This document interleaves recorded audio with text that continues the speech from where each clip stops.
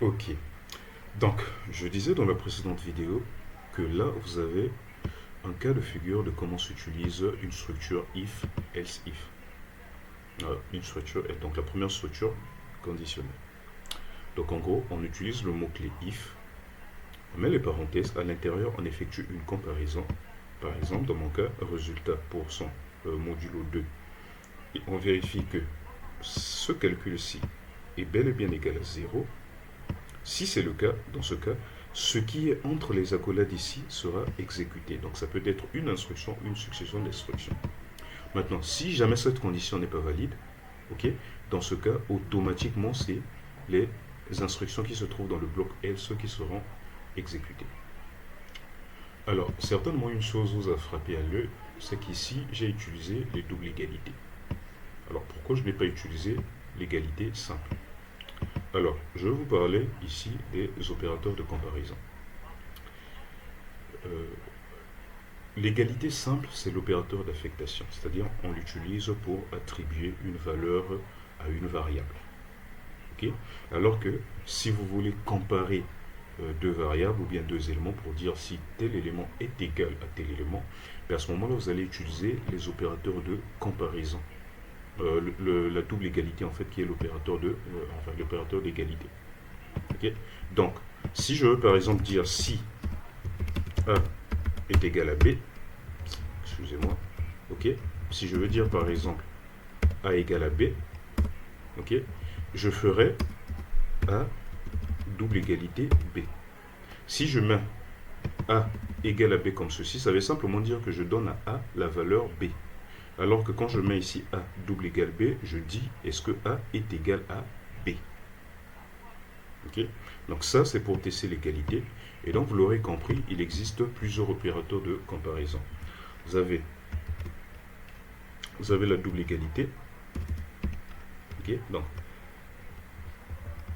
vous avez la double égalité qui permet de tester l'égalité. Vous avez supérieur, inférieur, supérieur ou égal. Vous avez inférieur ou égal. Et vous avez différent de. Ok. Égalité, supériorité, infériorité, supérieur ou égal, inférieur ou égal, différent de. Ok. Donc ici, si je voulais tester que voilà le est supérieur à 0, ben, j'aurais simplement mis ceci. Ok. Attention, ici je pouvais également faire ceci. Je pouvais simplement faire ceci. Un résultat supérieur à 0. Ça dépend en tout cas de ce que vous voulez faire. Si vous travaillez par exemple sur un programme, si vous travaillez sur un programme où vous avez une variable, souhaitez vérifier que la variable est supérieure à 0, ben, à ce moment-là, vous allez procéder comme ceci. Par exemple, résultat supérieur à 0. Résultat supérieur ou égal à 0. Résultat différent de. Ok. Donc c'est comme ça que s'utilisent les opérateurs de comparaison. Et donc pour la structure if, vous avez ce cas de figure. Donc if, vous mettez votre condition, et si la condition elle est vraie, l'instruction entre les accolades est exécutée. Dans le cas contraire, l'instruction dans le else est exécutée. Cependant, gardez en tête que vous pouvez utiliser le if sans le else. Ok.